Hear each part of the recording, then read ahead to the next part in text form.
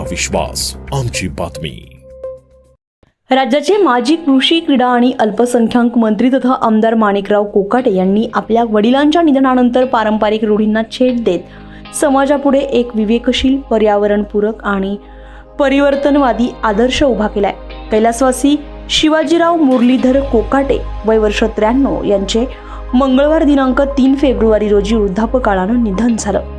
कुटुंबियांसाठी हा प्रसंग अत्यंत दुःखाचा असतानाही आमदार माणिकराव कोकाटे यांनी समाजहिताचा विचार केंद्रस्थानी ठेवत मोठ्या प्रमाणावर होणारे 10वा 13वा यांसारखे सार्वजनिक विधी न करण्याचा निर्णय घेतलाय। अंत्यसंस्काराच्या पहिल्याच दिवशी सर्व विधी पूर्ण करून पुढील धार्मिक विधी केवळ घरगुती स्वरूपात पार पाडण्याची भूमिका त्यांनी स्पष्ट केली आहे। समाजातील अनावश्यक खर्च, कर्मकांड आणि सामाजिक दबाव यांना छेद देणे हा या निर्णयामागील प्रामाणिक हेतू असल्याचं त्यांनी सांगितलंय।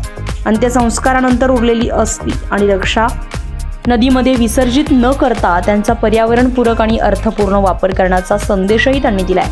रक्षेचा वापर शेतीसाठी अथवा वृक्षारोपणासाठी करावा हा विचार केवळ मांडणीपुरता न ठेवता त्यांनी प्रत्यक्ष कृतीत उतरवलाय।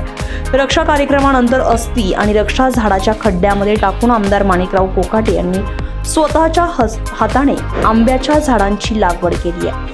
आपलं शासन, ब्युरो रिपोर्ट, सिन्नर, नाशिक।